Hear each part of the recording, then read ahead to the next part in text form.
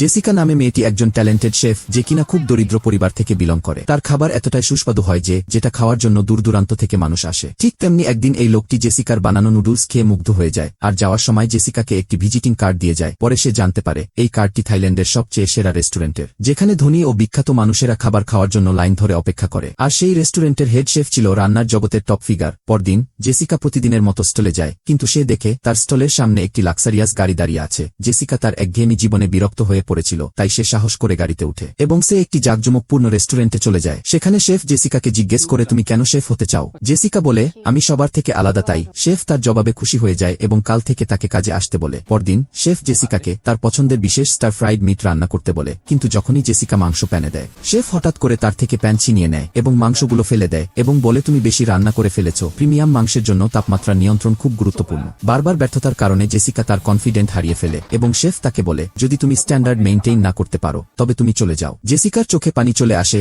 এবং সে সেখান থেকে বের হয়ে যায়, কিন্তু সে হঠাৎ ভাবে যদি সে এখান থেকে চলে যায় তবে তাকে আবারও সেই তার গিচিপিটি লাইফে ফিরে যেতে হবে। তাই সে সিদ্ধান্ত বদলে ফেলে, নিজেকে ডিও করে এবং আবার কিচেনে ফিরে আসে। পরদিন সকালে তার কোয়ার্কার এসে দেখে যে সে ফ্লোরেই ঘুমিয়ে পড়েছে। এরপর যখন শেফ চলে আসে তখন জেসিকা সেই ডিশটি আবার রান্না করতে থাকে। এইবার মাংসটি তার প্যানে নাচানাচি এবং লাফালাফি করতে থাকে এবং কিছুক্ষণের মধ্যেই ডিশ তৈরি হয়ে যায় এবং শেফ এক টুকরো মাংস নিয়ে টেস্ট করে দেখে, কিন্তু সে কিছুই বলে না। তারপর শেফ জেসিকাকে নিয়ে একটি টপটিয়ার ব্যাঙ্কোয়েট হলে নিয়ে যায়। সেখানে তার স্টার ফ্রাইড মাংসটি একটি আর্ট ওয়ার্কের মতো করে প্রেজেন্ট করে। মাংসের রোলগুলি এতটাই টেস্টি ছিল যে ধনী অতিথিরা ক্ষুধার্ত বন্য প্রাণীর মতো ঝাঁপিয়ে পড়ে। এইবার জেসিকার মাঝে পুরো কনফিডেন্ট চলে আসে, সে পরবর্তী ধাপের জন্য প্রস্তুত হয়ে যায় এবং পরবর্তী ক্লায়েন্ট কোনো সাধারণ ব্যক্তি ছিল না, একজন বড় ইনভেস্টর ছিল। সে জেসিকার জন্য একটি রয়্যাল ডিনার পার্টির অ্যারেঞ্জ করে, কিন্তু এবার তার প্রতিদ্বন্দ্বী ছিল তার নিজস্ব হেড শেফ। কিন্তু জেসিকা মনে মনে প্রতিজ্ঞাবদ্ধ ছিল যে সফল হতে হলে তাকে জিততেই হবে। ব্যাঙ্কোয়েট হলে সব লাইট ধীরে ধীরে কমিয়ে দেওয়া হলো। তারপর একটি খাল ছাড়া আস্ত প্রাণী ধীরে ধীরে নিচে নেমে আসে। শেফ সেটিতে একটি স্পেশাল মশলা ছিটিয়ে দেয়, এরপর আগুন জ্বালিয়ে দেয়। পুরো মাংসটি আগুনে জ্বলতে থাকে, যেটি ছিল স্বাদ ও ডিশের এক অবিশ্বাস্য উৎসব। তারপর মাংসটি হয়ে গেলে